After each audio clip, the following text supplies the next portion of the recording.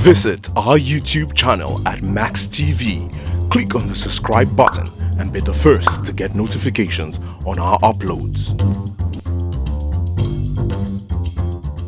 Governors of the 6 South states met recently in Asaba and came up with a common position to restart the moribund Brace Commission set up 10 years ago as a regional economic bloc. Consequently, some concerned Niger Deltans have decided to set an agenda for the proposed resuscitation of the South economic bloc. Correspondent Ekanami Ofori tells us more. Several years after the Brace Commission went into a state of coma, governors of the 6 South states met recently in Asaba, the Delta state capital, to deliberate on possible ways to resuscitate the moribund regional economic bloc. Host Governor AKUGHA told journalists that the decision was informed by some socio-economic challenges the South geopolitical zone has had to contend with in recent times.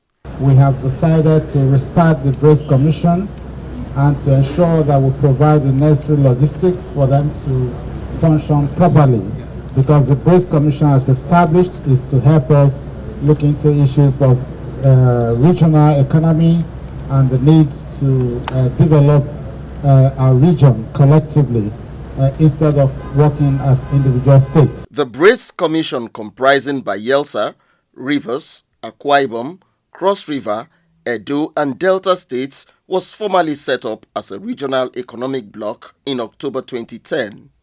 Under the Brace Commission, the South states sought to deepen collaborations in education, human capacity development, information communication technology, agriculture and investment. The overriding consideration at the time was to get the region ready for a post-oil economy.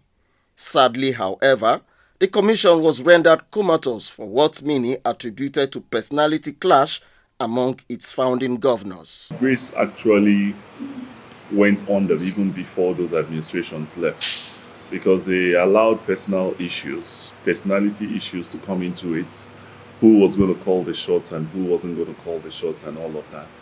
And I think that was responsible for the dysfunctioning of that laudable project by the South governors. Most Niger Deltans wonder why the Brace Commission that was set up to promote economic diversification, employment generation and wealth creation was abandoned by political leaders in the South. When you form such a bloc, we expect you to pool forces and resources together to be able to take out things that you have not been able, that you could not have done individually.